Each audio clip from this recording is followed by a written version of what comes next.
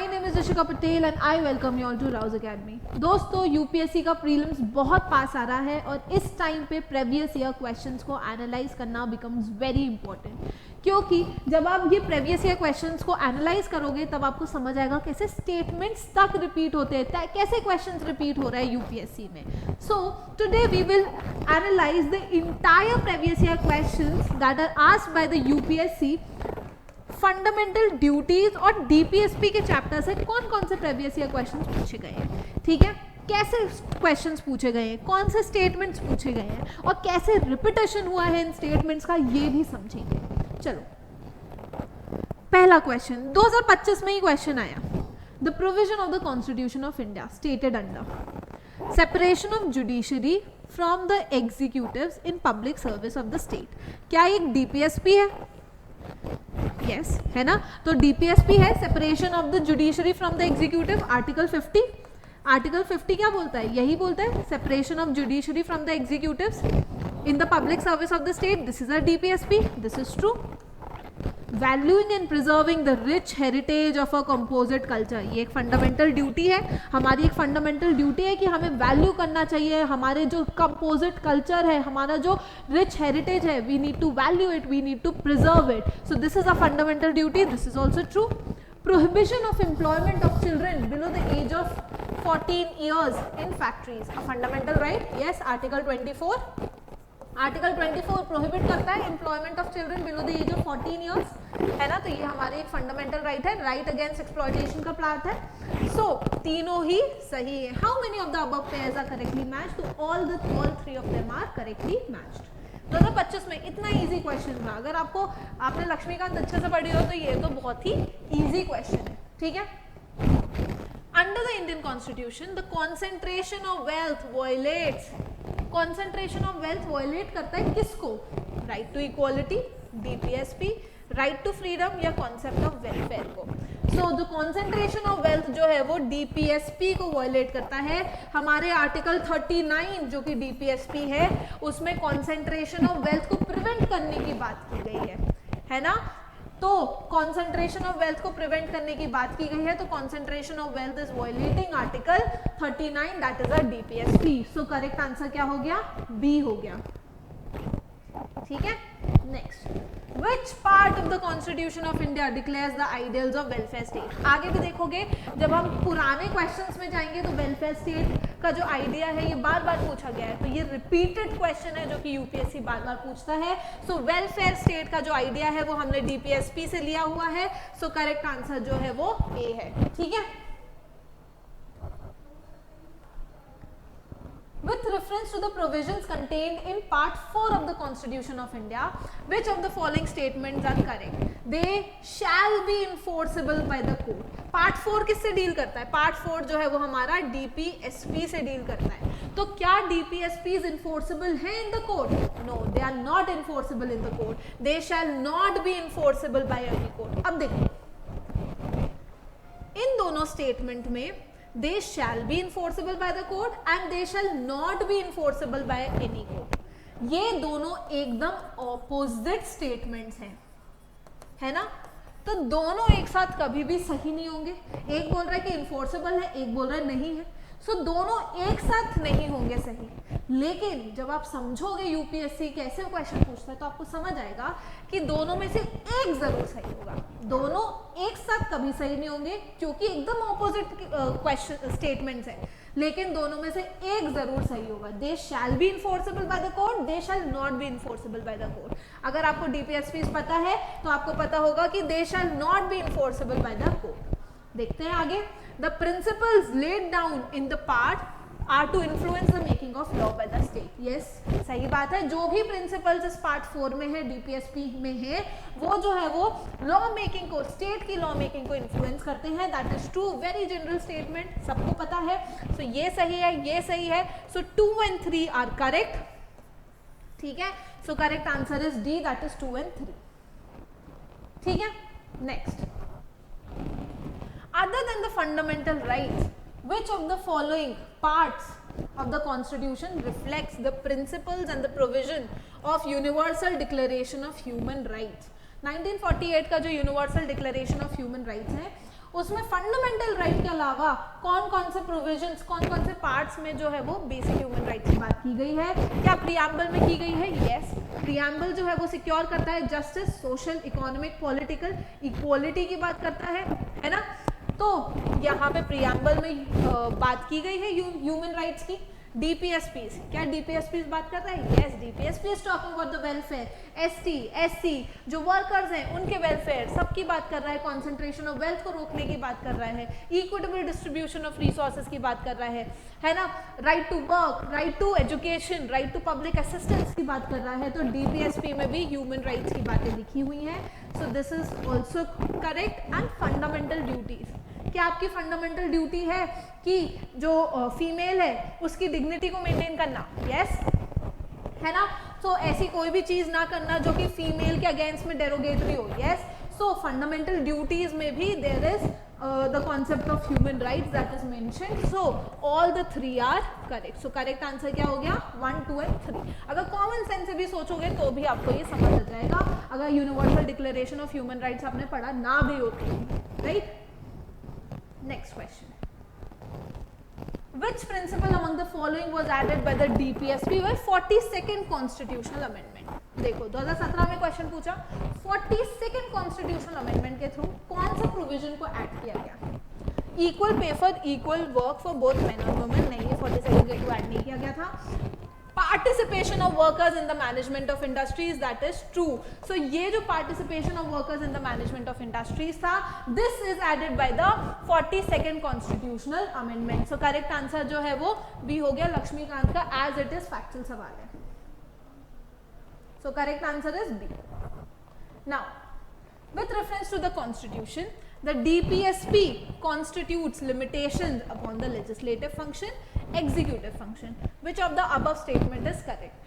DPSPs limitation impose नहीं करते हैं। रिमेंबर, DPSPs तो इम्पावर करते हैं। DPSP स्टेट से बोलते हैं कि आपको ये चीजें करनी चाहिए, आपको वेलफेयर प्रोवाइड करना चाहिए, आपको वर्कर्स को बेटर बेनिफिट्स देने चाहिए, राइट। आप पंचायती राज ऑर्गेनाइज करवाइए, कोऑपरेटिव सोसाइटीज की बात करते हैं। They are not limiting the state, they are empowering the state, they are saying the state that you should do these things.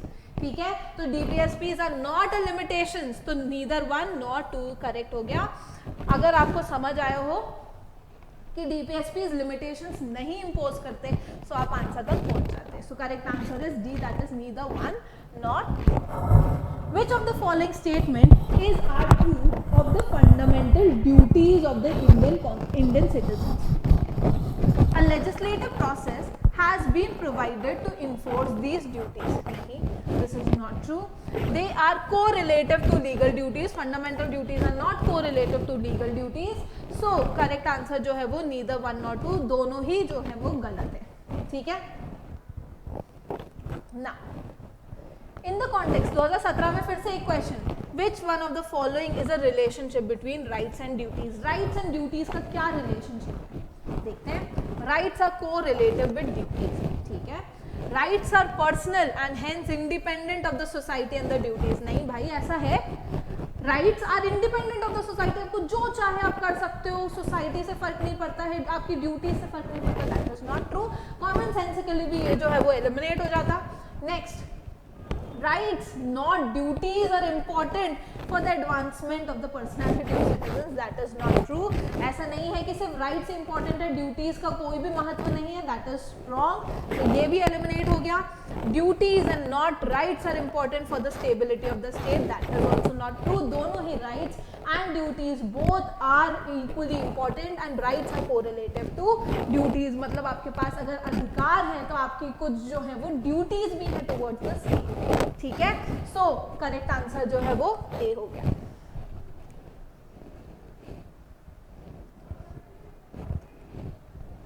To uphold and protect the sovereignty, unity, integrity of India is a provision that is made in. So ये कौन सा provision है? ये जो है वो हमारा fundamental duty का प्रोविजन है कि हम लोग जो है वो अपनी भारत की सॉवरेनिटी, संप्रभुता, यूनिटी और इंटीग्रिटी को जो है वो मेंटेन करेंगे, प्रोटेक्ट करेंगे। This is a fundamental duty, that is article 51A clause C, ठीक है। सो करेक्ट आंसर हो गया डी। आइडिया ऑफ, देखो वेलफेयर स्टेट फिर से पूछ लिया। तो अगर आपने 2015 का क्वेश्चन पेपर सॉल्व करके जाए थे ना, तो बाद में जो है वो क्वेश्चन जो आया था वो इजीली सॉल्व हो जाता। वेलफेयर स्टेट का आइडिया हमने डीपीएसपी से उठाया है अगेन आज। तो आप देख रहे होगे कैसे प्रीवियस ईयर क्वेश्चंस रिपीट होते हैं, right. Next, consider the following statement regarding the DPSPs. The principles spell out socio-economic democracy in the country. That is true. DPSPs किसको मेंटेन करते हैं? सोशल इकोनॉमिक डेमोक्रेसी इंश्योर करवाते हैं, fundamental rights political democracy ensure करा रहे हैं, whereas DPSPs social economic democracy ensure कराते हैं। ठीक है, the provisions contained in these principles are not enforceable in any court. फिर से क्वेश्चन रिपीट। अगर देखो पहले भी क्वेश्चन पूछा क्या ये इन्फोर्सेबल है किसी कोर्ट में? नहीं है। और यहाँ पे ये चीज सही है that these provisions are not enforceable in any court. अगर 2015 का क्वेश्चन सॉल्व किया होता तो बाद में आप इजीली सॉल्व कर लेते उस क्वेश्चन को। तो this is also true and this is also true. So correct answer हो गया बोथ 1 and 2। समझ आ रहा है? Next, in the Constitution of India, the promotion of international peace and security are included in. अब देखो DPSPs के जो further articles है ना वो आपको पता होने चाहिए। So international peace and security DPSP में है, आर्टिकल 51 ऑफ द कॉन्स्टिट्यूशन जो है वो promotion of international peace and security से डील करता है, that is under the DPSP। So correct answer is B. Now 2013 का question, according to the constitution which of the following is fundamental for the governance of the country. This is also DPSP. कौन सी चीज है जो कि governance के लिए बहुत इंपॉर्टेंट है? That is DPSPs. क्योंकि डीपीएसपीज में स्टेट्स को बोला जाता है आपको ये चीजें करनी चाहिए। ये गाइडलाइन के जैसे हैं जो कि बोल रहा है स्टेट्स को कि आपको वेलफेयर प्रोवाइड करना है, आपको पब्लिक हेल्थ प्रोवाइड करनी है, आपको पब्लिक असिस्टेंस प्रोवाइड करनी है, राइट, आपको फ्री लीगल एड प्रोवाइड करनी है। ठीक है, so it is fundamental for the governance of the country. So correct answer is C.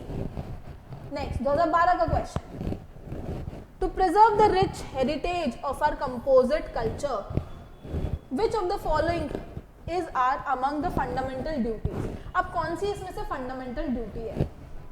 To preserve the rich heritage of a composite culture, yes, it is a fundamental duty. पहले भी पूछ चुका है, अभी भी पूछ रहा है ना। To protect the weaker sections from social injustice, नहीं, ये फंडामेंटल ड्यूटी नहीं है। Next, to develop scientific temper and spirit of inquiry, this is also fundamental duty.